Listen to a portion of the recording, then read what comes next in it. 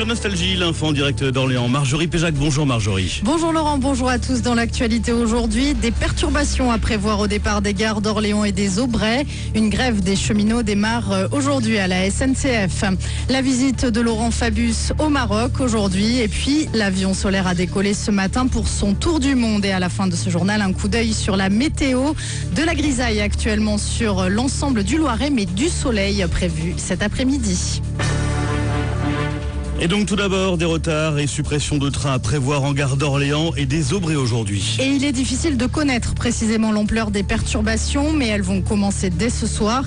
Les cheminots se mettent en grève à l'appel de la CGT. Ils contestent la réforme ferroviaire mise en place depuis le 1er janvier.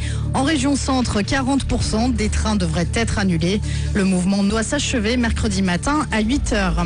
À l'hôpital d'Orléans-la-Source, les urgences entament leur deuxième semaine de grève. Le personnel dénonce toujours un service saturé. Une nouvelle assemblée générale doit se tenir aujourd'hui pour décider ou non de la poursuite du mouvement. Coup d'envoi officiel de la campagne des élections départementales. Aujourd'hui, dans le Loiret, 42 conseillers départementaux seront élus les 22 et 29 mars et répartis sur les 21 nouveaux cantons. Et les élections départementales inquiètent Manuel Valls. Le Premier ministre a dit craindre un score sans précédent du FN. Le Front National qui pourrait également, selon Manuel Valls, être en mesure de gagner l'élection présidentielle en 2017.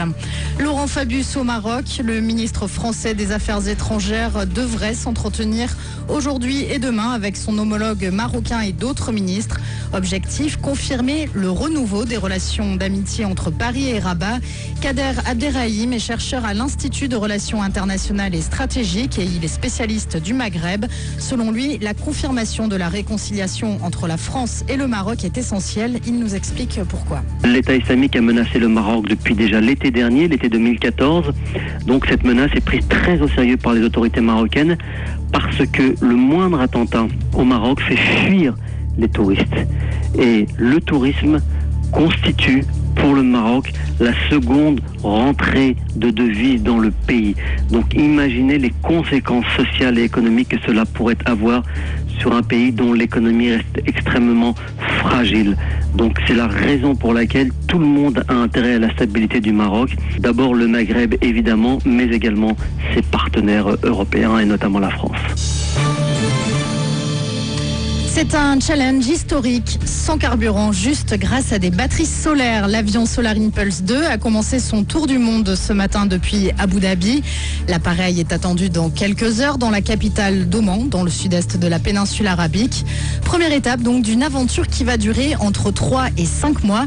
L'exploit est scientifique, mais il vise aussi à véhiculer un message politique. Écoutez Bertrand Piccard, qui est l'un des 2 pilotes suisses qui participent à l'expérience. Vous vous rendez compte, si on peut faire voler un avion jour et nuit, sans aucun carburant, il ne faut pas nous dire qu'ensuite on ne peut pas utiliser les mêmes technologies pour réduire la consommation énergétique de la planète. Et aujourd'hui on peut le faire, on peut diviser par 2 la consommation énergétique de l'humanité en remplaçant les vieilles technologies polluantes par des technologies propres, comme celle en particulier que nous avons sur Solar Impulse. Il faut être très ambitieux dans le but que nous voulons atteindre, il faut être extrêmement modeste. Nous faisons une tentative de premier tour du monde en avion solaire, mais c'est beaucoup trop tôt pour dire on écrit une page de l'histoire, etc.